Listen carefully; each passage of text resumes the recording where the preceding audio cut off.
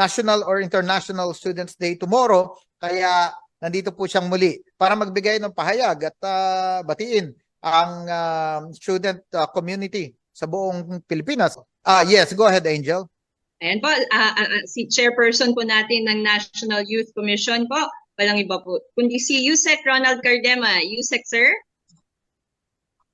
Yes, good morning po, Ma'am Angel, Yusek Joel, Yusek Paul, at ating mga kasama sa TAG. Rinig niyo po ako? Yes po, sir. Loud and clear po. Sir, sige po. So, ano po yung ano niyo, sir, dahil National Students Day po at actually International Students Day po bukas. Unang-una, bago ko makalimutan kasi nabanggit ni Yusek Joel, yung UN Special Rapporteur ba yan, sir? Yung nagsabi na i-abolish yung NTF-ELCAC. Sira ulo niyan. Dapat i-persona non grata sa Pilipinas yan. Anong alam niya sa activities ng CPP-NPA dito sa bansa at kung paano sila mag-recruit sa mga paaralan, sa mga estudyante at sa mga kabataan? Hindi niya alam. Ba't niya sasabihin na i-abolish? Napaka-successful ng NTF-ELCAC in the past 4 to 5 years sa ating bansa. Talagang nagdwindle ang recruitment sa mga hanay ng kabataan at mag-aaral at ang mga guerrilla fronts ng NPA talagang nagsukuan na at bumaksak na. Kakaunti na lang. Yan ang success ng NTF-ELCAC. Bakit pupunta siya sa Pilipinas at makikialam siya at sasabihin niya i-abolish? Wala siyang alam sa nangyayari sa Pilipinas at sa ating mga magagandang solusyon para matapos ang rebellion dito sa ating bansa. So unang-una dito sa ating mga estudyante, National Students Day. Bakit ba pinag-aaral ng mga magulang ang kanilang mga anak? Una, dahil gusto ng mga magulang magkaroon ng magandang edukasyon at magkaroon ng magandang buhay ang kanilang mga anak at ang kanilang pamilya in the future. Therefore, hindi gusto ng mga magulang na ang mga anak ay pumunta sa paaralan para i-recruit ng NPA at maging NPA, mapahiwalay ang kanilang mga anak, hindi na nila makita tuwing birthday, tuwing Pasko, at ang pinakamalala, mamatay sa bundok. 'Di ba? Hindi sila naging pag-asa ng kanilang bayan, hindi sila naging pag-asa ng kanilang pamilya, na sayang ang kanilang potensyal at ang kanilang buhay pag sila ay sumapi sa CPP-NPA. Kaya tayo sa TAG, tayo sa NTF-ELCAC at sa buong gobyerno, nilalabanan natin ang recruitment ng CPP-NPA sa ating mga mag-aaral. Kaya ngayong National Students Day, sinasabi natin sa mga mag-aaral, gawin ninyo ang inyong duty sa inyong pamilya at sa ating bansa. Kaya nga natatag yung National Youth Commission, ay ang batas na ito ay Youth in Nation Building Act. Kung paano immobilize ang mga kabataan para palakasin ang sambayanang Pilipino, hindi para pabaksakin ang gobyerno. Yan nga sinasabi ko, yung ibang ating mag-aaral, sasabihin nila, paglingkuran ng sambayanan, di ba? Tapos, paano ninyo pinaglilingkuran ng sambayanan? Yung gobyerno na tinatag ng sambayanan at yung mga tropa ng gobyerno na sinusuportahan ng sambayanan, gusto nyo pabaksakin. At pag umakyat kayo sa bundok, gusto ninyo patayin. Paano ninyo pinaglilingkuran ng sambayanan sa ginagawa ninyong iyan? Ang inyong trabaho sa paaralan ay mag-aral. Kaya ngayon National Students Day, ipinapaalala natin ang inyong trabaho, ang inyong duty. Mag-aral kayo upang makatulong kayo sa inyong pamilya at makatulong kayo sa ating bansa. Hindi ninyo trabaho na mag-join sa CPP-NPA at pabaksakin ang ating gobyerno. Napakasayang ng pera ng bayan na pinag-aaral lalo na sa mga scholars ng state colleges and universities, pinag-aaral kayo ng gobyerno, pinag-aaral kayo ng sambayan ng Pilipino, pero ang inyong goal ay mag-join sa NPA at pabaksakin ng gobyerno at ang sambayan ng Pilipinong nagpapaaral sa inyo. Hindi nyo sila pinaglilingkuran sa ganyang pinaggagawa ninyo. So ngayon, dito tayo sa malaking suporta natin sa NTF-ELCAC dahil napakalaki ng success sa past 4 to 5 years ng NTF-ELCAC, napipigilan ang recruitment ng CPP-NPA. Bakit natin tinututukan yung sa hanay ng kabataan? Sabi ng iba, Cardema, huwag kang makialam sa NPA. Hindi yan issue ng National Youth Commission, issue yan ng military. Sino bang nire-recruit ng NPA? Senior citizens ba? O mga kabataan Pilipino? They are recruiting the Filipino youth to replenish their ranks kasi nauubos na, nagsusukuan na. At ito ang ating isang gustong ibigay na insight sa ating mga mag-aaral. Hindi ko lang sinasabi to bilang chairman ng National Youth Commission. Sinasabi ko to bilang isang member dati ng League of Filipino Students at ng Kabataan Party List mismo sa UP. Ako yon mismo. Yung aking 3 batchmate namatay na as NPA. Kaya nga kaya kong debatihin ito sina Raul Manuel, sina Kaloy Zarate, itong sina ACT teacher sa Franz Castro na makapalang muka, kinasuhan pa ang dating Pangulong Duterte, na alam natin kung sino talaga nagre-recruit papunta sa hanay ng NPA. Sasabihin nila sa akin dati, Cardema, tumigil-tigil ka, wala kaming kaugnayan sa NPA. After 1 week, namatay yung anak ni Bayan Muna Congresswoman Colyamat, daughter niya, bilang NPA. Bunsong anak na babae, namatay bilang NPA sa bundok. Sasabihin niyo, walang kaugnayan. Ano yung opisyal ka ng gobyerno, hindi mo alam na NPA yung anak mo? Anong klase kang nanay? Anong klase kang opisyal ng gobyerno? Kahit si anak pawis congressman na Ariel Casilaw, yung kanyang kapatid, na-aresto rin, dati ring NPA. Di ba? Kaya sasabihin nila, bakit kayo nagre-recruit sa mga kabataan Pilipino? Ipadala nyo na muna yung buong pamilya nyo sa bundok. Di ba? Ang dami dyan na katulad din na Kaloy Zarate, congressman ng Bayan Muna. Ang anak niya, hindi dito nag-aaral sa Pilipinas, nag-aaral sa Europa. London, France, Germany. Pabiyahe-biyahe lang doon. Di ba?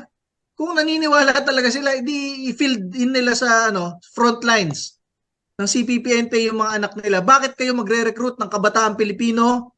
Bobulahin ninyo para umanib sa NPA? Alam niyo, in general, ang kabataan Pilipino at kahit sang kabataan sa buong mundo, very idealistic naman lahat yan. Sa ating bansa, marami tayo dito mahihirap. Kaya ang mga kabataan, syempre ang gusto, baguhin ang bansa, baguhin ang buhay, di ba? Mag-aral. At minsan, lalapitan ninyo sa paaralan, guguluhin ninyo sa kanilang pag-aaral. You will try to evoke their emotions. Sasabihin nyo, dito sa bansa, ang hirap, ang gulo. Kailangan baguhin, kailangan mawala ang gobyerno and everything. And with that, pag-evoke nyo sa emotions, mabibrainwash ninyo dahan-dahan, 6 na buwan, 1 taon, magiging radikal na estudyante at baka umanib sa inyo sa bundok. Pagdating sa bundok, ito yung hindi nyo sinasabi. Lahat ng patungkol sa ideology, magandang pangarap para baguhin ang bansa, nasa na? Nandun kayo sa bundok para manunog ng cell site, manunog ng mga bus, ng mga equipment na panggawa ng mga karsada, pambiyahe ng mga Pilipino, sa pagsunog nyo ng cell site para mag-extort kayo ng pera sa mga telecom companies. Halos kalahating milyong Pilipino yung hindi nakaka-text, nawawala ng signal. Paano ninyo pinaglilingkuran ng sambayanan sa mga pinaggagawa ninyo? Marirealize yan nung kabataang umakyat sa bundok, ang problema hindi na siya makababa. Kasi natatakot siyang patayin rin siya ng mga kasama niya. Dahil baka siya yung magtik-tik doon sa kanila sa bundok. Marirealize ng bata, nasira na yung buhay niya. Diba? Tingnan nyo na lang yung mga nagsusuko ang NPA at the age of 50, 60, 70. Nung panahon ni Pangulong Duterte hanggang ngayon nagsusukuan sila. Hindi pa isa-isa. By unit ang suko. By guerrilla front ang suko. Na-realize nila, sinayang nila ang buhay nila. So sa mga estudyante ngayon, National Students Day, dapat ma-realize ninyo. Nasasayangin ninyo ang inyong potensyal. Hindi ninyo makikita ang inyong mga nanay, ang inyong mga tatay, ang inyong lola, ang inyong mga kapatid, ang inyong mga mahal sa buhay. Kung sisirain ninyo at aakyat kayo sa bundok, better kung magpatuloy kayo kung bakit kayo naging estudyante. Mag-aral kayo para maiangat ninyo ang buhay ng inyong pamilya at ang ating bansa. Kayo ay tunay na pag-asa ng ating bayan. Paglingkuran ninyo ang sambayanan at ang sambayanan umaasa na kayo ang magtataas, magpapatatag at magpapalakas sa ating gobyerno at sa ating bansa. Yun! Thank you very much, Yusek Ronald Cardema, ang chairman po ng National Youth Commission. Chairman Cardema, your take on the same question. It's about yung school officials, no? Paano ba ang dapat gawin ng mga school officials to prevent radicalization? Or trabaho ba nila yan o hindi ba nila trabaho yan? Tama yan. Buti na brought up niyo yan, sir. Papaimbestigahan natin yan kay Congresswoman Cardema sa Kongreso. Bakit? Naalala ko nung pumapasok ako, may klase ako dito sa UP Diliman. Nandun mismo sa blackboard. Chalk pa yung gamit nun eh. Nakalagay, mabuhay ang bagong hukbong bayan. So habang nagsasalita yung teacher, nakalagay sa likod niya, mabuhay ang bagong hukbong bayan. So, dun pa lang, ano yun? 'Di ba? Hindi lang niya aminin na siya mismo yung nagsulat. Walang umaamin kung sino nagsulat. Pero the influence, your authority as a teacher, by tolerating that, kitang-kita mo kung anong leaning mo. 'Di ba? Pinapasweldo ka ng sambayanan at ng gobyerno. Tapos sinasabi mo, mabuhay ang nagpapabaksak sa gobyerno. 'Di ba? Meron pang isa, yung kay Congresswoman Cardema mismo, nung nasa UP siya. Girlfriend ko pa si Congresswoman Cardema, meron silang field trip. Tapos yung teacher, buong klase nila may field trip. Walang yung waiver, yung sa magulang, walang ganon. Walang insurance. Dati merong insurance, 10 pesos, 20 pesos na insurance kasi may field trip kayo. Walang ganon yung teacher. Pag alis nila, ang sakay nila, puro jeep. Dito sa UP, ikot na jeep o Quezon City na jeep, ganon. Pumuntang Cavite, doon natulog. Pagdating ng mga estudyante, pati ni Congresswoman Cardema, doon, pagdating nila doon, may mga flag na yung jeep nila. Tapos nasa harap na sila ng military at police, meron palang gulo doon. So doon sila dinala ng kanilang teacher, professor sa UP. Doon sila pinatulog mismo sa picket lines. Paano ka magrereklamo? Yun ang tagabigay ng grade mo, di ba? So may mga ganyang guro, di ba? Iimbestigahan natin yan, buti pinaalala nyo. Bakit tayo ba't natin tinotolerate yung mga profesor, mga guro sa mga state colleges and universities na ang goal mag-recruit ng kabataan at mag-aaral para ma-impluwensyahan ng CPP-NPA, di ba? Dapat talagang tutukan niya mga yan. Dahil doon nagsisimula yung impluwensya, yung orientation. Kung bakit sasama yung estudyante, binibigyan sila ng grade, requirement yon, tinotolerate ng teacher, kitang-kita, mabuhay ang bagong hukbong bayan, every class time mo, twice a week, nakalagay sa blackboard. So nandun, merong role yung mga teacher.